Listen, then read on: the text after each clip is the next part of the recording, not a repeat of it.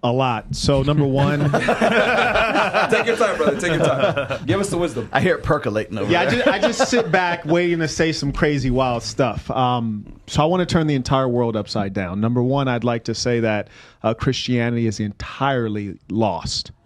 For example, you find Christians in America, you'll find an LGBTQ flag on the church itself. You'll find churches that have female pastors where in the Bible it states that a woman should learn in quiet subjection. A woman should not be the leader of men. And the bishop should be the husband of one man.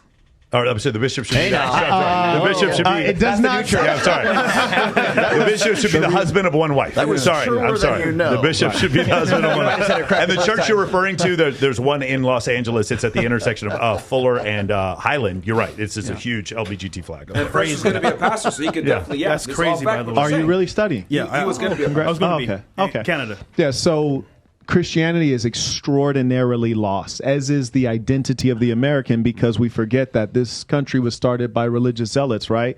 Dude on the Quaker box, Puritans, these kinds of folks. So we're very lost from an identity standpoint. Christianity is lost as well.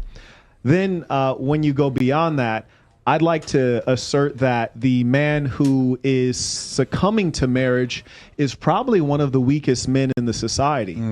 I'd actually turn up things a degree higher and state that men who are truly traditional, today you actually have to do things that historically would not be viewed as traditional. Whereas previously you get into the marriage contract, this woman is now essentially your property. She's subject to you and to your domination. Now when the marriage occurs, you're subject to the government's domination. So it is the weak male who submits to marriage, for marriage is beneficial to the female. Why? Because it locks you into a long-term contract, like Scottie Pippen, right? You get in that long-term bad contract, and what happens is that over time, the female's declining rapidly in value. Menopause, things like this, right? Biological fact. Right? Yeah. And here's the worst part about it.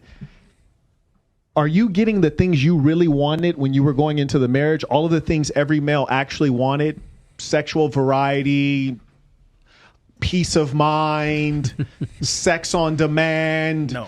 She's getting all of the things she sought: commitment, financial support, even if you're not in the relationship after the marriage. So the marriage is a horrible deal for men. In fact, I would suggest that today it only makes sense when you're about to procreate, and I still wouldn't do it legally. And the only reason I'm doing it when I'm about to procreate is so that we're not mixing paternal blood, because that's a filthy thing.